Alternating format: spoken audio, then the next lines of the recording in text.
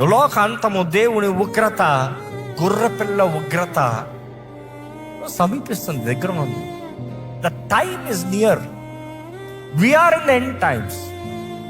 ఈ ఈ ఈ పరిస్థితుల్లో చూస్తున్న people will deny the sound doctrine అంట.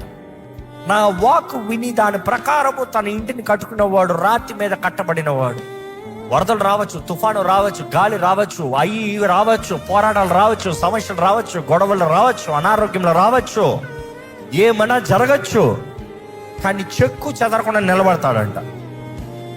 కానీ వాక్యము విని దాని ప్రకారం జీవించిన వాడు కట్టని వాడు కాదంట. పునాది లేకుండా ఇసుక మీద కట్టినోడు. తుఫాన్లు, పోరాటాలు, సమస్యలు, కలవరాలు, నువ్వు ఏది కోరలేదో అది నీకు జరిగినప్పుడు ఏమవుతుందో తెలుసా? కొట్టుకుని వెళ్ళిపోతావు, ములుపు వెళ్ళిపోతావు. అందుకనేమో చాలా మంది దేవుడిని నమ్ముతారంటారు, దేవుడిని సేవిస్తారంటారు, వాక్యం వింటారంటారు, ఆలయానికి వస్తారు, వాక్యం వింటారు, వెనక కాదు.